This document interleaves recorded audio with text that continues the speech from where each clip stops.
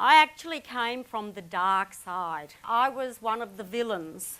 When Jackson was born, I didn't cope very well, and we didn't cope very well as a family. I always described Jackson in terms of his limits, his disabilities, the kind of support he needed, the care he needed. Jackson was firmly and irretrievably on the path that was the path of segregation. From the time of his birth, that's where he was, and that's where he stayed. Why was that? I didn't know any better.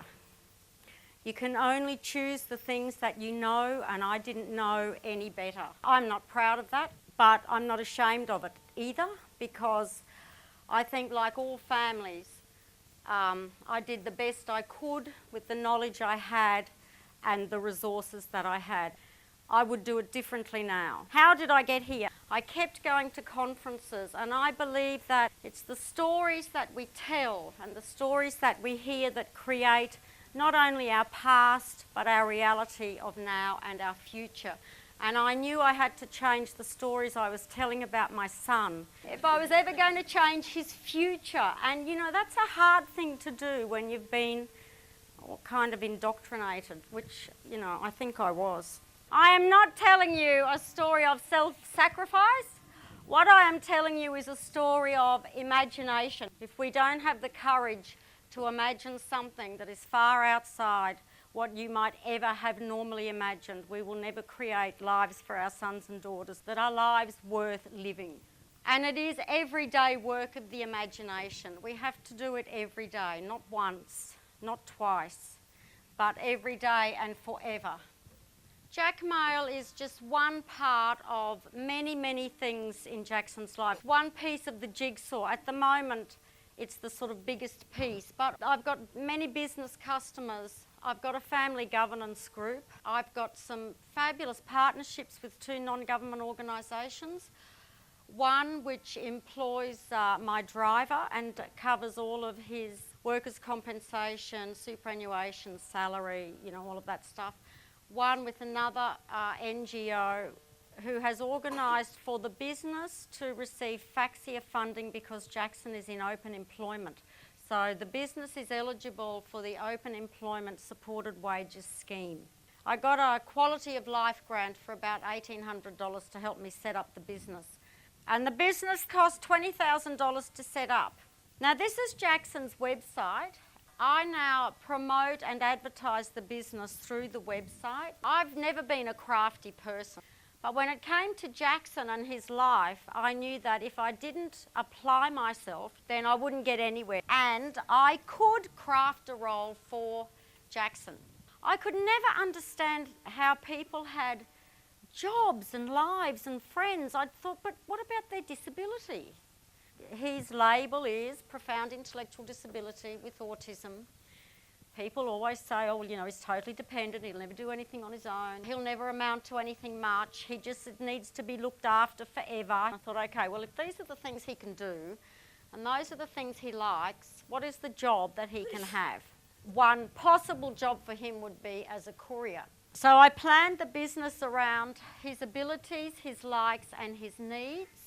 The business particularly had to be one where he met the same people regularly. It had to be predictable and regular because I wanted him to form relationships with people.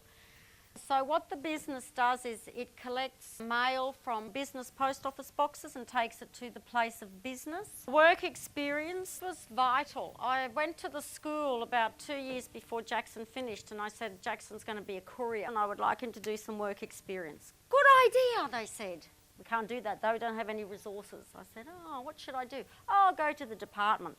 I went up 5 levels, you know, level 1, level 2, kept going higher and higher. I want Jackson to do work experience. He's going to be a courier. Good idea. We can't do that. Why not? No money.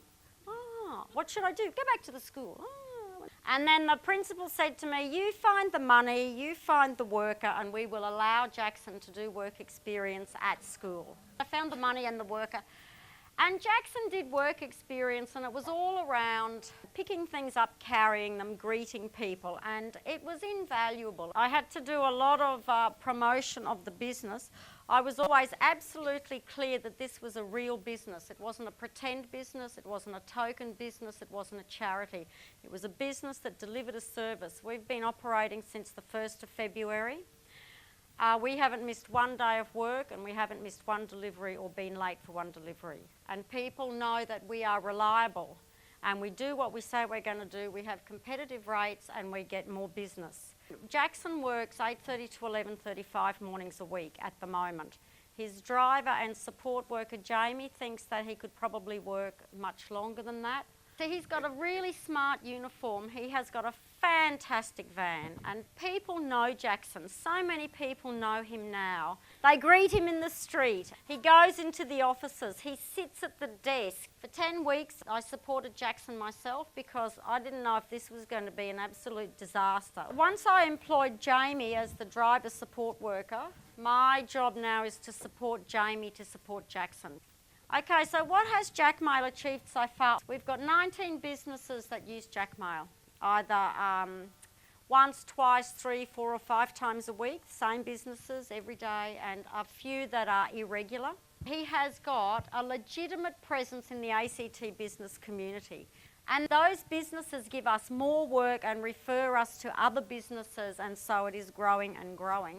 People who make the assumption that somebody like Jackson will stop learning one day, they are wrong. He will continue to learn. Talk about the gifts that kids like Jackson bring you. He has, in so many ways, brought gifts to me and now to lots of other people.